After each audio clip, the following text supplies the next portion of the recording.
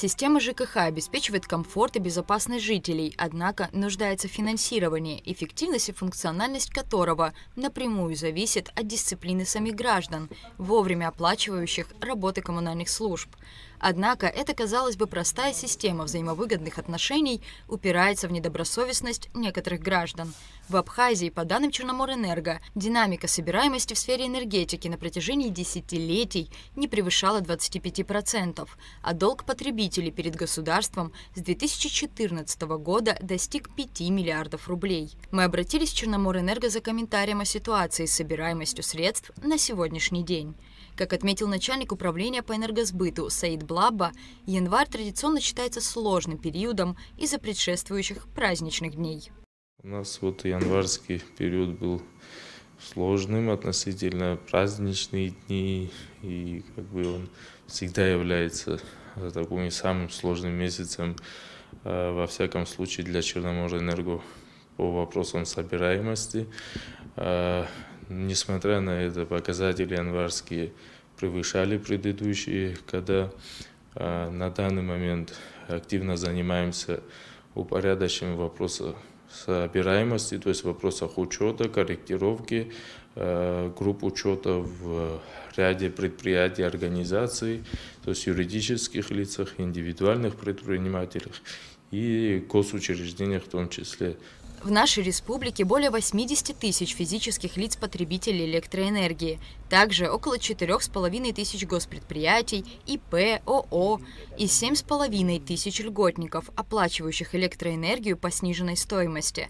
Для работы с населением проводится государственная программа установки приборов учета. Уже на сегодняшний день, благодаря установленным счетчикам, число которых около 24 тысяч по всей республике, появились рычаги воздействия на злостных неплательщиков. До конца этого года, как отметил Саид Блабба, будет установлено еще 30 тысяч приборов учета.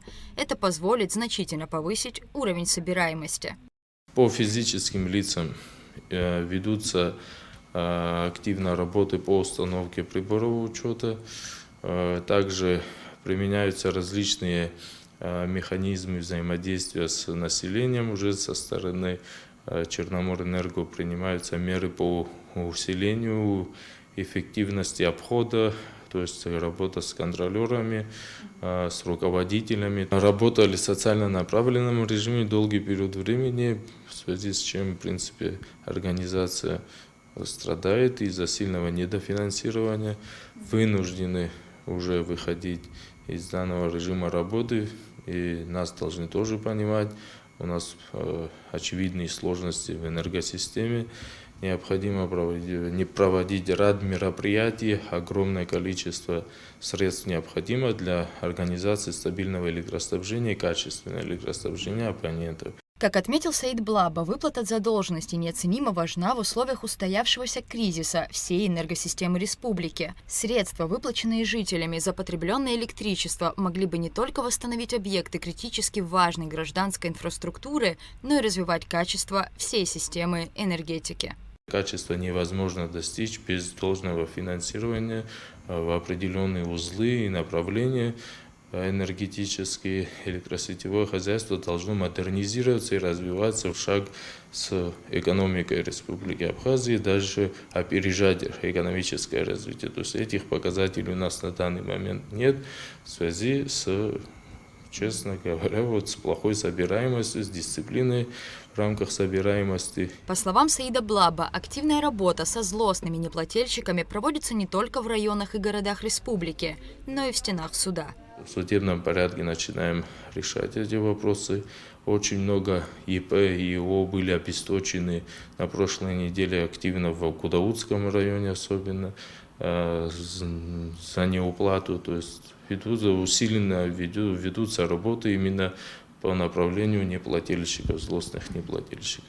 Как рассказал Саид Блабба, неплательщики на данный момент будут оплачивать задолженности в соответствии с теми тарифами, которые действовали в момент неуплаты. Оплата будет вестись в рамках тарифа за тот период, когда был факт потребления этого объема электроэнергии.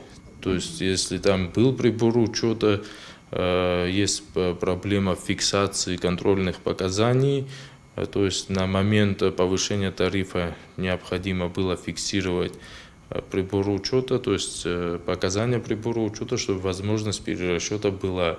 Но есть определенные расчеты по усредненному подходу, можно определить затраты потребителей за определенный период. В республике на данный момент действует график веерных отключений. Чаще всего жители с интересующими их вопросами относительно отключений света или же отклонений от установленного графика обращаются в СОЭС. Порой, как отмечают жители, до Сухумского управления электросетями довольно сложно дозвониться.